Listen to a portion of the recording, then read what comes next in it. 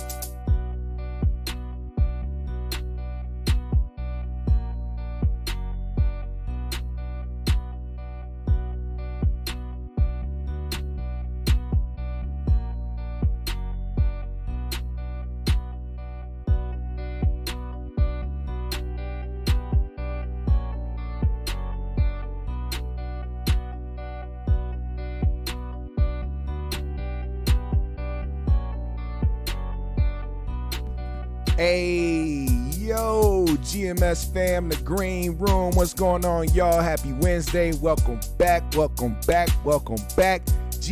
fam, go ahead and participate in that chat room right there, man. Let me know you here. Check in.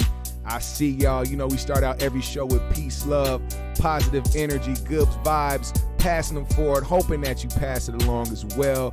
GMS fam, I hope everybody's doing good. Everybody's doing well. Your family is doing good. Hope you're having a hell of a week so far. Shout out to JR Miller, Trey 979, Justin Furlow, Nolan Powers in the building. Check in, GMS fam. Where you at? I see you, Glittery. What's going on, y'all? What's going on? The saga continues. Who will be broken next? The saga continues. Major the Second, Infinite Number in the building, man. Shout out to y'all, man. We got to talk about a lot of shit. So, as you may know, or if you were here on the last episode, you would have heard that I had some grievances for Shaquille O'Neal because of how he's been handling situations lately. Now, let me just reiterate how I feel, because it's no coincidence that, you know, these things are being echoed by other people. And the person that I'm about to speak of next, you know, I almost felt like he wasn't going to do it because of his relationship with Shaq, if there is one. But, you know, the history of being on the, you know, the Shaq All-Star comedy specials and shit like that. But with me, I felt like not only did Shaq sell out, but it let me know that he is willing to do anything to please his masters. What messed me up, man, and what brought me back to the interview he did with Drink Champs. The way Shaquille O'Neal maneuvers, you can tell he was a kid that got drafted straight out of high school who had no time at all to really fully experience what it's like to be a big black dude that wasn't celebrated but actually looked at different when he walked down the street, got treated differently by the police instead of becoming a cop,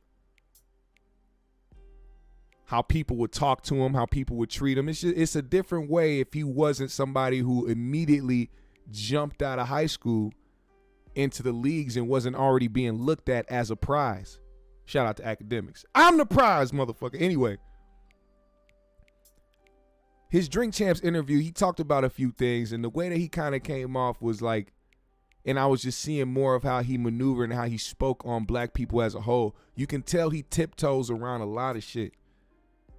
He really, like, it's like he knows what to say. People like him say enough just for black people to love him. Like, he could hold on to the fact that he was, you know, one of the best basketball rappers, that he did all these movies, and, you know, he just is in, you know, in general, somebody that the public, you know, loves for how he feels or how he acts or whatever. But at the same time, he fucked up royally. He went on national TV to call somebody an idiot.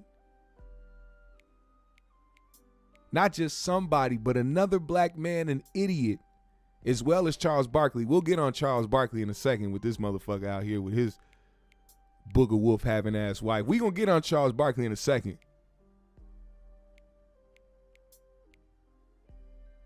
But Shaq does just enough to make you be like, all right, I fuck with Shaq.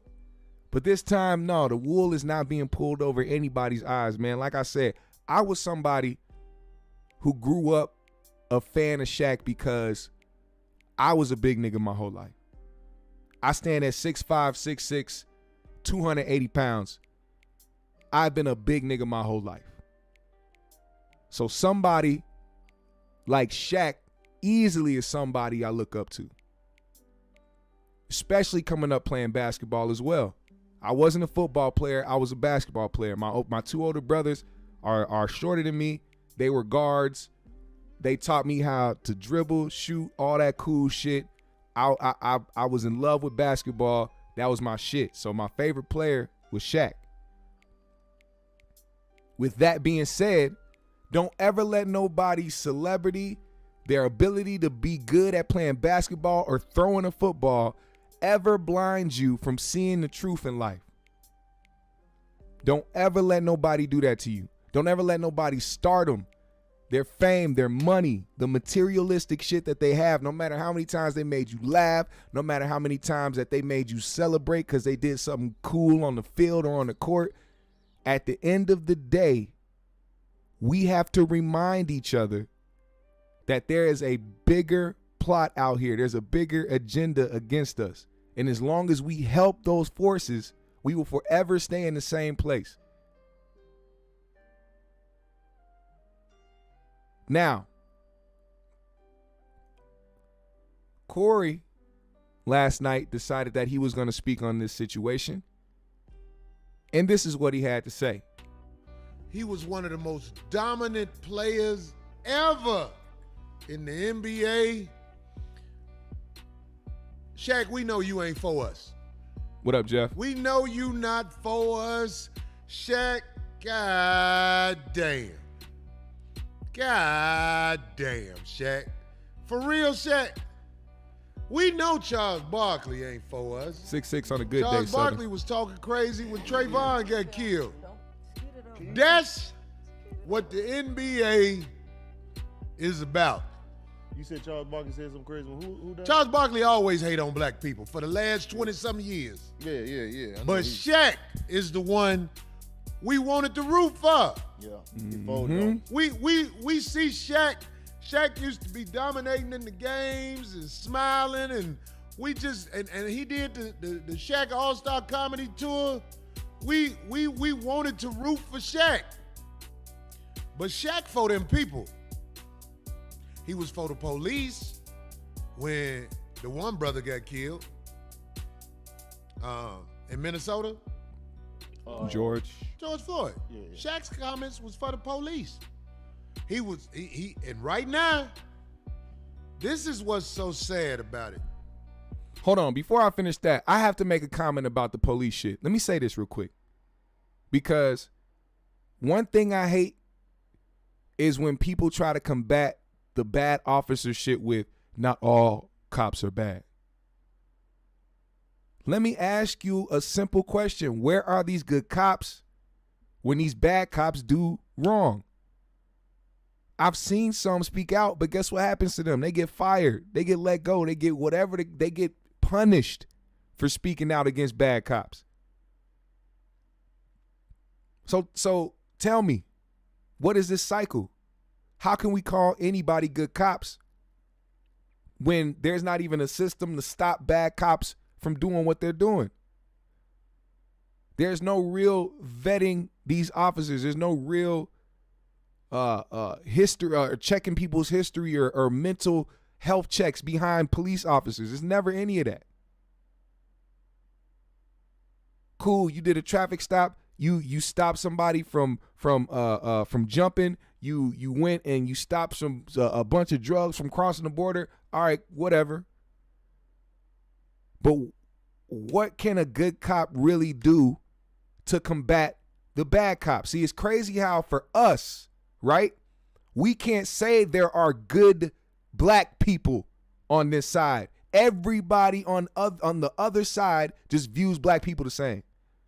When we try to speak on Black Lives Matter, and you know what they say to us? Well, black people kill black people. They disregard us for that shit. We can't say defund the police because the police will walk off the job over a phrase, over a hashtag. And then people look at the motherfuckers committing the crimes and blame them as if it's not the police fault for walking off a job they were sworn to serve and protect the people. They looking at regular citizens as bad people. That's what you're telling me. The people that deserve to be protected and served, the people who aren't criminals, the people that go to work on a daily, the people that have children out here in Minnesota and Minneapolis, you telling me their lives are not worth it because motherfuckers was shouting defund the police. Police officers are weak as fuck. And I don't want to hear shit about good officers until the good officers actually stand up and do something about the fuck niggas on their force. Let's continue. The brother called Kyrie an idiot because they almost all media has been forced to talk bad about Kyrie. And we're going to get into that. But they have to if they want to keep their job. If Shaq isn't rich, he out here with us. Right. And if he out here with us, he's not Shaq no more. He becomes just a freak. Mm-hmm. It is real, because he like real big, ugly feet. Ugly feet. Them hoes be talking about you too, Shaq. I ain't gonna even go into that. But them hoes said it. I ain't said it. Them hoes put it out there on you. But look. Police swear to serve and protect their pension. I like that. Shaq, you can't be shitting on the people and expect us to keep giving you a pass. You went too far this time, Shaq. You called that man an idiot, and it is so ironic that a movie theater that you got juice on played this same movie, documentary, whatever you want to call it, at the thing that you was, dog, what are you doing? What are you doing, Shaq? Even the other dude who I had respect for. Oh, man, not Bron. Bron a goofy. Bron a goofy. With that being said, you obviously see the concern and the disappointment as to why he said that. And of course, Charles fucking Barkley is over here echoing the sentiments of Shaq. Yeah, this idiot. Doesn't look like Kyrie's the idiot, man. I don't know. He looks pretty crazy from over here. You know, I was gonna have a roast session about Charles's wife or baby mama, whoever this woman is to him, but I decided I'd rather be the bigger person in this situation. Cause God, you know what? Let me take her off the screen. Let me tell y'all something, man. The problem that I have with this whole situation is how people are looking at this from a religious standpoint. As if this has anything to actually do with religion. It doesn't. This has everything to do with how black men have been getting treated in this country for decades, for centuries, all the way back to the times they try to brush off or try to act nonchalant about or try to make it seem like it wasn't a big deal in history or that we have to forget about it, or y'all weren't slaves, so why do I have to hear about it? The same reason we have to hear about July 4th. The same reason we have to hear about every goddamn war and every special moment in history in America that has to do with white saviors. They want us to forget our history so bad. They want to brush off our history so bad. They want to make reparations a joke so bad because they don't give a shit about black people. Imagine how wrong you are for over 400 years and still be like, well, it happened so long ago. This is an old remedy that they use on us. See, Peter Rosenberg, man, if you know Peter Rosenberg, he's a host and a DJ on Hot 97. He also does some other shit. He has a podcast and he's on WWE, some other shit. But he's Jewish.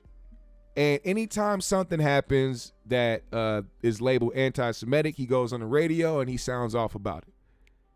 It was no different when it came to Kyrie. But I think this man saw something different and changed his tune up. Because once he saw those 6 requirements and started seeing the reaction from the black community and even the people that he works with, oh man. And you mean to tell me that this actually was a practice back then when they were slaves? They would take the black male slave or the black slave that was acting out the most and was the biggest problem and bring him in front of everybody else and spank him and slap him and whip him the hardest and beat him the hardest, so that other slaves knew not to do the same thing that slave did? You mean to tell me that this is happening today, but in a different way, to where you can hurt them in their pockets and in their careers and in their livelihoods, literally destroy them, wouldn't care if the person off themselves type shit? So Rosenberg went on Twitter to say, hey, he apologized, but these 6-step requirements is kind of crazy. I don't know if I can stand behind that. Oh, really? Really? You don't know if you can stand behind that? Well, you should have thought about that before you were one of the people, many people who piled on top of him while listening to other black people say, hey, don't do that type of shit. This is what they want you to do. This is the agenda. This is not about whether he's right or wrong. This is about the fact that this is what they do to our black men. And I'm surprised that Nick Cannon jumped out the window the way that he did because of his past experience. We all know that Nick Cannon almost got pushed out the window by a certain community because of certain things that he said, but really I feel like it was because of who he had on the platform while saying it. But that's a different story for another day. Nick Cannon spoke on this, right? He obviously was sitting next to somebody who was Jewish, and the Jewish person next to him was trying to get Nick Cannon on code, and Nick Cannon had to explain to him what was happening. Listen to this. Heartedly say, I know Kyrie Irving is not anti-Semitic. When given the chance to say, are you anti-Semitic or not, he didn't say, no, I'm not anti-Semitic. At the press conference, tell us about that movie, why he did. He said, stop dehumanizing me. And the movie is saying white Jews invented the Holocaust and 6 million Jews didn't get killed. Okay, I know that isn't right, because there's a gigantic historical record. Jewish people know when you dehumanize us this way, we know what's around the corner. So in that same statement as those are the tropes that dehumanize Jewish people, the same buck breaking. What's that? I don't really know what that means, to be perfectly honest. The slave masters would bring the buck, the one that gets out of line, so all the other slaves would see. Lash after lash showed them the power to set an example. This is what you must do to fall in line. So when we see the 6 things that Kyrie must do to get his job back. Right. So I have a few things I have gripes with in that. First and foremost, man, when Kyrie was asked, does he have anti-Semitic beliefs? First of all, there was nothing that Kyrie ever said that was anti-Semitic. He tweeted something. So him even having to entertain that question is asinine. So I'm not going to entertain your narrative. I'm going to tell you what I believe. I'm not moving to your tune. I'm not going to speak the way you want me to speak. I'm going to speak from my heart, from how I feel. You asking me a dumbass question right now, I don't feel like entertaining that. I'm going to say what I want to say. How can I be anti-Semitic when I am? Come on, y'all. Come on, y'all. I'm not speaking for myself. I'm just going off of what I've seen with Kyrie. Do I think? Of course, I don't think he's anti-Semitic. I don't think any of that. And Kyrie cleared up his statements. And on top of that, hold on, listen to this. Around the corner. So Jewish people know when you dehumanize us this way, we know what's around the corner. That part right there bugs the shit out of me. Not because I don't believe in that. It's because I do believe in that. And because I feel like that same grace isn't given to black people at all in this country. Because this shit started, correct me if I'm wrong, this whole anti-Semitic label thrown on this person, that person, everything going on started with Kanye, right? Am I right or am I wrong? Who started this off? Who kicked it off? I'm pretty sure it was Kanye. Kanye kicked this shit off, hitting some tweets, going on interviews saying shit, went to the Drink Champs and went all over the place. They talked about his shop interview getting taken down, all this anti-Semitic talk, and then Kyrie. Hasn't even been 2 months, hasn't even been a strong 2 months of rhetoric and narrative. I've seen more pushback than anybody talking about anything anti-Semitic, just in my personal daily scrolling through the internet and different platforms.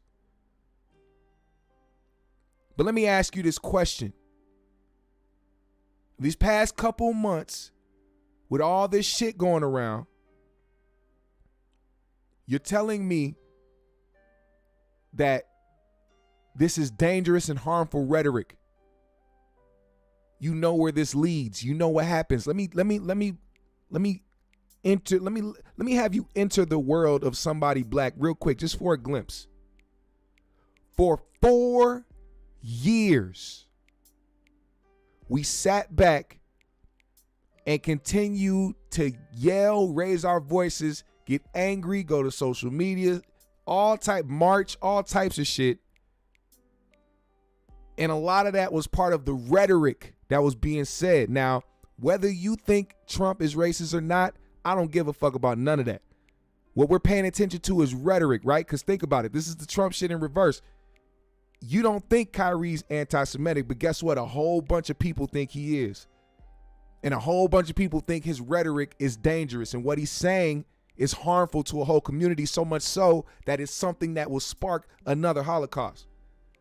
For 4 years, dangerous rhetoric, harmful rhetoric, and narratives was being spread about us. And anytime we wanted some shit to be condemned, whether it be some racist rhetoric or narratives or the motherfucking mayonnaise tiki torch wielding motherfuckers down in Charleston, people gave us backlash on that. People defended their points. People looked at us like, what?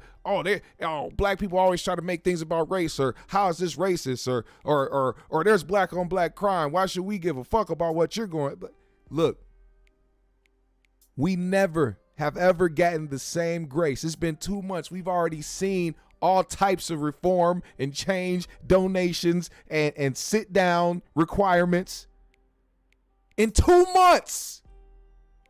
Hear me out. 2 months. Not even. And here we are, still dealing with the same shit. Getting practices done on us that was done back hundreds of years ago. Yet the dangerous and harmful rhetoric that is being spewed from Kanye and Kyrie. Come on, man. It's not hard to see. Now, with all these people, all these different Shannon Sharps and the Stephen A. Smiths and all these people on the ESPNs and the sports centers of the world, let me just say, there was one person, I knew it, man, because of how he has been fighting back as much as he can while trying to maintain a job and a living and a paycheck to take care of his family. But you can tell it eats at him alive. When I watch Jay Williams speak, there's never you could see the pain in his face when he tries to speak on certain issues, but knowing he can't say certain shit. So he took to his social media platform to speak on Kyrie and how he really feels at this moment, given the 6-step requirements, given how they've been treating them and how they've been labeling them, everything that's been going on. And this is what he had to say. Listen up. Every day of my life, I approach it with a state of empathy, right? Regardless of what color, what creed, what race you are, I look at people as human beings. I think that's important. Yep. But life is always about taking a stand and holding principles. So I want to explain what I feel like my stance is as a black male in this world, okay? And conversations that I've had with my brothers and sisters in the black community. And I want you guys to empathize with it and hear me on it.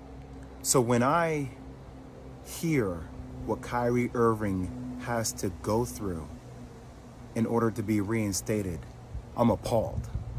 I'm appalled.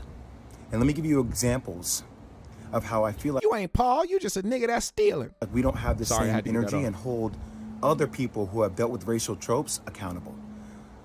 So when Sarah Silverman does blackface, or when Don Imus says nappy-headed hoes, or when Howard Stern calls somebody the N-word in the skit, or when Brett Favre takes money from the state of Mississippi, we don't ask them to get sensitivity training. We don't ask them to donate $500,000. We don't ask them to meet with the Black National Caucus. They apologize, and then, you know what? The rest of the world moves on. Bam. But what I feel like is happening here, and that's how in the black community, like, we've been told that's how the process works, right? Think about that, Bert. That's how the process works. Oh, somebody does a blackface. Oh, it was a misunderstanding. We got it. Okay. You know, is that person really racist? Probably not. Was it ignorant? Probably so. Okay, we understand it. We move forward. We don't like it. We would love to hold them accountable. But society and having a lot of black people in positions of power, we don't have They the trying to fuck up the governability video, y'all. to do that. But what we feel like happens powers with that Kyrie is be. even after an apology, it's not enough. We feel like there needs to be more. And a lot of people I've Here, spoken you to like over the this, last YouTube? couple of days I'll put this up. talk about this thing. Older mentors of mine talk about buck breaking. It's so we talk about tropes.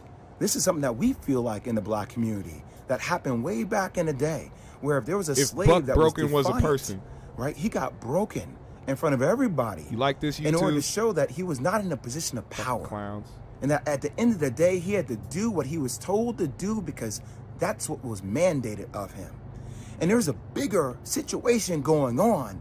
What's happening with Kyrie Irving? If the Nets don't want him to be there, just say you don't want him to be there. But we should hold everybody accountable, even owners of teams accountable, with things that are happening in other countries, i.e. China and Uyghurs and the Muslim genocide that is occurring, that we hear Enes Kanter talk about. But we don't keep the same energy for everybody. We pick and choose what conversational points we want to make more polarizing. And I might lose my job. I might lose deal opportunities in the future for speaking out about even the platforms that continue to promote and profit a movie that is considered anti-Semitic Boom. to billions of people. They don't have to be accountable. Who is Damn. accountable? But we're going to put everything on the shoulders of Kyrie Irving, who, even though he said, I cannot be anti-Semitic because if I know where I came from, stating that he's one of the 4 lost tribes. He's saying that blacks and Jews come from the same entity, the same thing. But we don't want to understand nuance. We want to be triggered by words, and we like fire, and we like things that are, going viral on social media, and everybody has some kind of hot take, and we're calling people idiots, and we're calling people names, because that's what we do. We just destroy each other. I ain't gonna destroy each other, man. Come on. I'm not gonna do that. Is Kyrie Irving anti-Semitic? Hell no. Nope. Could he have gone about it maybe a different way? That's Yes. what I would have advised him to do. Yes. But I'm not gonna let you guys sit out here and make this dude out to be like he is a villain, like he is a bad person. Come He on. is looking to explore his heritage. Come on. Now, you can crucify me if you want. I don't Nope. give a damn anymore. It's time for people to start speaking out with nuance and speaking out on the principles they stand for. Come on, Jay Will. Hand claps in the motherfucking chat. Hand claps in the chat. Somebody that went against the grain actively at a station where motherfuckers run shit and know that if you do not stay in line, your job is in jeopardy, even if you didn't say nothing wrong. Even if you didn't say nothing wrong. Stream was going great. As soon as I brought up Jay Will and what he had to say, we got to stop this shit. Because trust me, they're listening. This ain't no conspiracy. This ain't me being weird with a tinfoil hat. Y'all know by now. They listen to everything. Key words can brush this shit off. It blew my mind. I'm going to use this example. I'm going to use this example every single time when something happens on the stream, when something is being played that's 100% real and authentic. When we were on the 3Gs I feel like it was earlier this year, maybe last year, on the 3Gs podcast, we started bringing up AI and the robots and different shit that was happening and different shit that they were creating. You know what happened?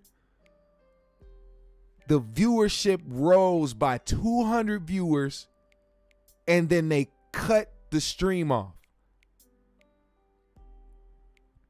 Key words will set off a trigger on this app, and they will get to glitching, and they will get to cutting your shit off.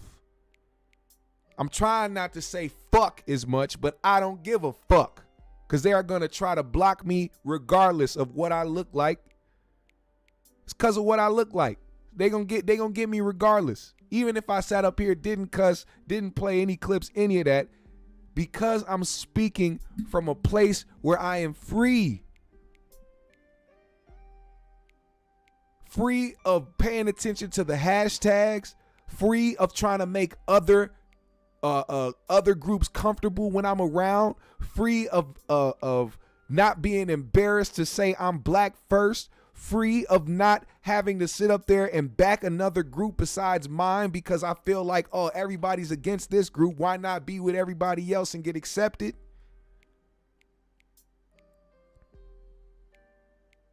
Free of that, hey, nigga, go pounce on that nigga so that you can stay here in this position and we can keep feeding you money and giving you opportunities because this is the only place you can go. Meanwhile, your name can make you as much money as you making over where you at with these motherfuckers who's feeding you contracts. Shaq owns goddamn... Shaq owns so much shit. He literally does not need to be on TNT. He don't need to be a sports commentator. He don't need to do none of that. As a matter of fact, he could probably do what Jordan's doing. Shut the fuck up wearing baggy jeans and not saying shit. I would rather that than you come out calling somebody an idiot because you don't understand where he's coming from. Your first language is dollars.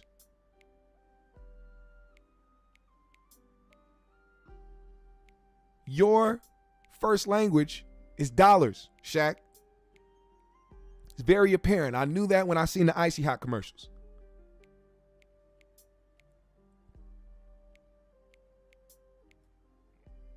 But I want to commend Jay Williams for doing what he did and saying what he said and standing up for what was right because he realized that this is not about what they're making it about. This is as clear as day.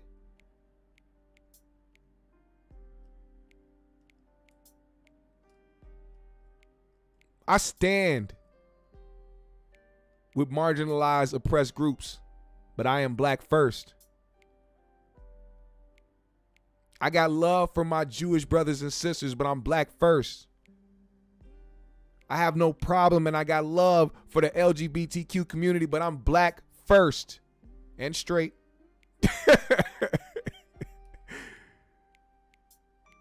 I got love for my Mexican brothers and sisters, but I'm black first.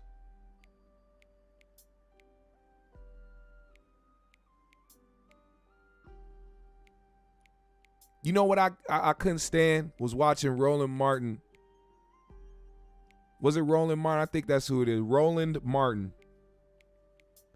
I think that's who it was who was talking down on reparations because people like Roland Martin, he hates to see other black men being followed and listened to by other people, and he wants to be the only nigga that has something to say or the only nigga that have people follow his word and his ideas. So he would even go against his own people while speaking about reparations. I don't understand. Y'all talk about what party it is, Republican or Democrat, they don't care about none of us. But the fight for reparations, you should never, that's the same as this right here. What do you have against reparations? Why would you ever speak against reparations? Why would anybody speak against that? Be realistic. Why would you speak against that? Why? Because them niggas gave you an explanation as to why it wouldn't work or why it wouldn't be plausible or why the fuck it wouldn't matter or all the loopholes and shit they got to go through to find out what lineage people are. The government will tap your phone and make sure they watch what you watching on a daily basis. You mean to tell me you ain't got the capacity? They'll do what do you call them, man? A census. Have people take a census. They'll do all this shit. They'll do all the data gathering that they can when it comes to people's personal lives. But oh shit, hey man, it's gonna take a lot for us to gather everybody's lineage and figure out who all were descendants of slaves. I don't know, man. It's a tedious process. Man, fuck out of here. I don't want to hear none of that shit. And I won't back it. I will not back it, man. I will not back anybody who is speaking against Kyrie. I will not back your statements. I'm sorry. Whether we are close, whether we are not, this is something we disagree on. I love you, but we disagree. Even though this isn't a subject where it's just to agree to disagree and move on. This has to do with our lives. This has to do with our futures. If you have a son, if you are a black man with a son, he has the potential of being buck broken out here in this society, regardless of what system he is in. See, people think it's just in entertainment or sports. Now, they do that in jobs too, your regular everyday jobs. I'm going to tell you right now, I'm a proud walker-offer, motherfucker. You not finna disrespect me or try to treat me less than. Especially if we got the same position, motherfucker. You not finna talk to me crazy. I do not have to be here. I will not take disrespect. And I am no nigger. I know that's what you're thinking. You don't have control over me. We are all humans fighting to live, but for some reason there's people out there that see other humans differently. And we got to live with that. I did not choose. This was not NBA 2K, my player. I could not choose what skin color I was before I came out. This was by default, nigga.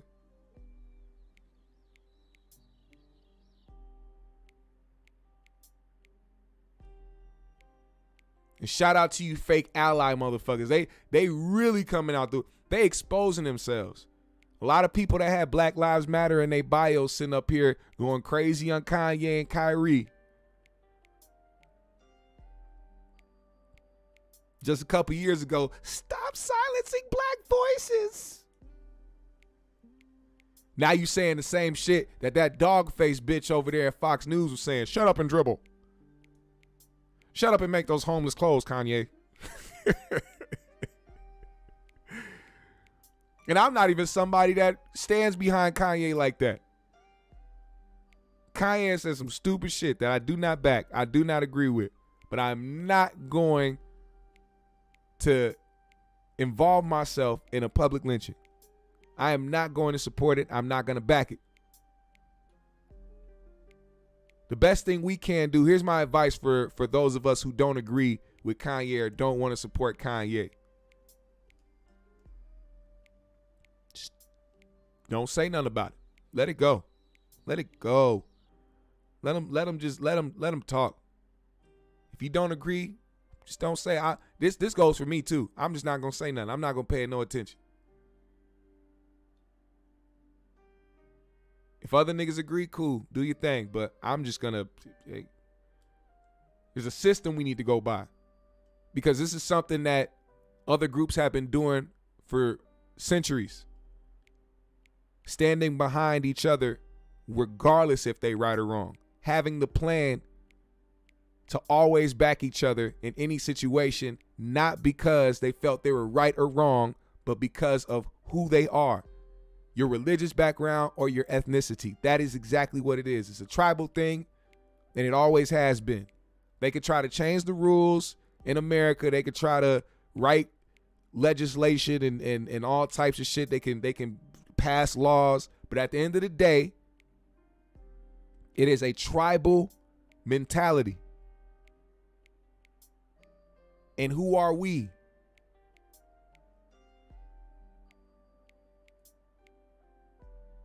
I know there's a big divide right now with my FBA brothers and my African and Jamaican brothers out there. But we gotta be a tribe. We gotta stand behind each other. We gotta make sure that it's black first. I think we need to understand the trickle-down effect. When it works for one, it works for some, it works for all. In the end, we have to start the trickle-down effect. We may not see it in our lifetime, but hopefully for our children and the children's children, they can see some type of difference, some type of progress, instead of being in this fucked up robotic ass society where people follow behind what people hashtag and the tweets that get boosted by the actual platforms, because that's what they do with the algorithms. They'll push your shit because it fits the narrative, and then everybody want to like and retweet it and make that opinion a fact. Be making these motherfuckers feel like they so right about the shit that they say. They only add into the narrative. They only add into the agenda. And I am forever going to have this platform open for this type of discussion. There's no buck breaking. There's nobody that holds a contract over my head. There's nobody paying for this podcast. There's no corporate funding. No ad dollars from different spaces that want to control what we have to say.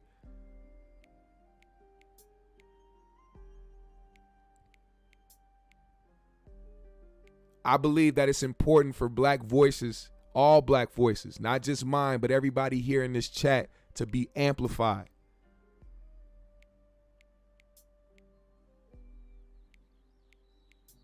And I believe it's time for us to stand strong on what we believe in. It is no time to back down and second guess anything when it comes to supporting black first. They'll try to make black people feel like it's racism behind, or reverse racism, or whatever the type of dumbass shit they try to come up with to try to excuse the facts behind what we need to do as a people.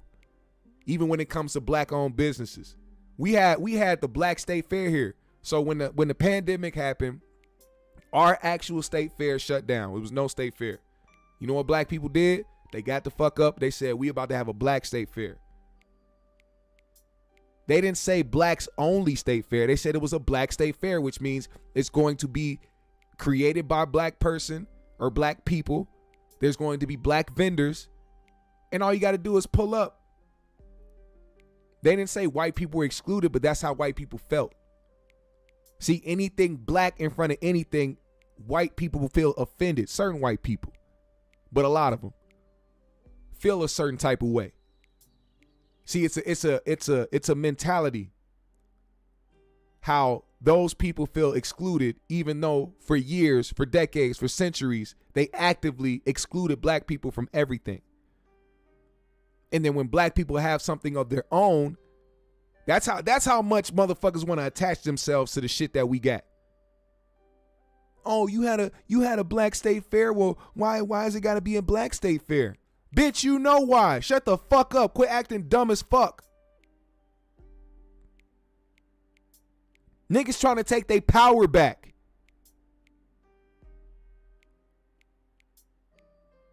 You don't have to call anything a white something because it's already it's already white.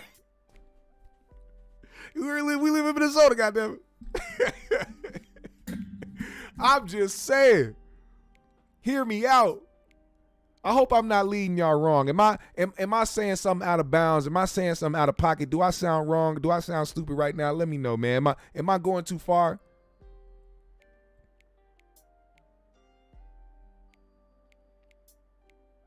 Now I'm going to see Wakanda Forever tomorrow. Matter of fact, this is a good time to let y'all know because I got some friends that started their own podcast called the Jump to Hyperspace podcast. It's centered around Marvel and DC comics, movies, the superheroes and all types of great shit.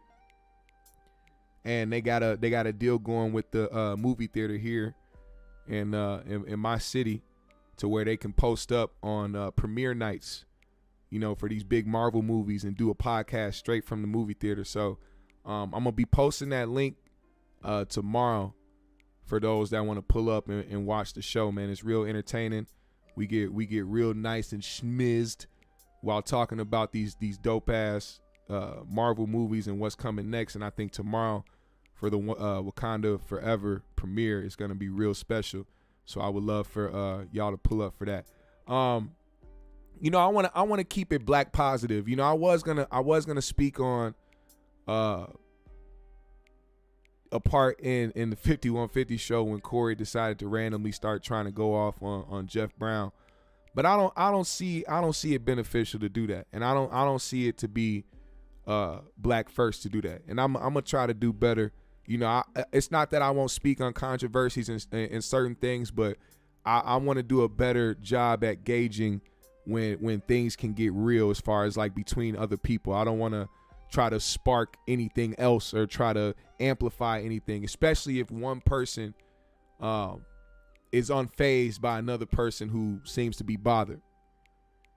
So I'm not gonna bring any attention to that. If y'all want to hear about that, y'all can go watch the 5150 show. But as far as today's episode, man, I just really wanted to get that point across, man, and I really want to continue to keep that point across, because when it seems like we should be quiet or that we should stop talking about it, they continue to put their foot on our necks, and I don't want to do that. I want to continue to put our foot on their necks.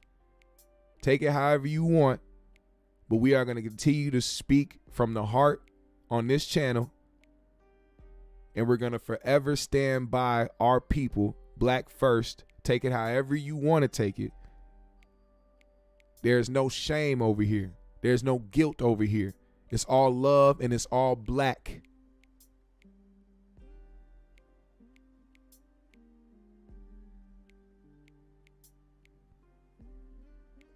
With that said, GMS fam, the green room, there's only one thing left to do. Hit the like button if you haven't hit that like button so far, man. I appreciate y'all for kicking it with me today, man. It's been a very good show. I got a lot of shit off my chest. Like I said, man, it's going down tomorrow, man, on the Jump to Hyperspace podcast. I'm going to put a link to that up on my community page tomorrow, so make sure y'all look out for that and hit that link when it comes up. Follow me on my socials. I'll follow everybody back, man. If you enjoyed today's content, if you enjoyed today's show and today's conversation, you can support the GMS show that is independently ran by a black man GMS Entertainment LLC. That's our shit. That's our shit, GMS fam. You can support this channel by hitting the Cash App. The name is right down below. You will be a very big support to the GMS show. I appreciate you. Also, one last thing, man. I dropped some new raps today, or not today, but last week. And I wanna be able to keep spreading this around, man. I got some things coming, man. I got some new music coming. I'm back to feeling like myself, man. I'm back to the bars, back to the music, back to just doing what I love, doing what I do best. So I'm gonna post that link. And I want y'all to hit that link, man. And if you got time later, if you got any time after you listen to this song, come back and leave a comment. Let me know what you thought of the show. And we can do it like that. I'm posting this link right here. I'm gonna pin it to the top, man. Y'all go ahead and click that link. Go listen to that new music. Come back to this channel and leave a like on the page, man. Support the GMS show in a real way. I really appreciate y'all. Smoke some as well, GMS fam. Let me see them GMSs in the chat, man. Put a GMS in the chat before you hit that link and go vibe out. That shit hard too, man. I ain't rap that good in a minute, nigga. I ain't just boosting myself up. You'll hear it. Speaks for itself, goddammit. I'm the prize.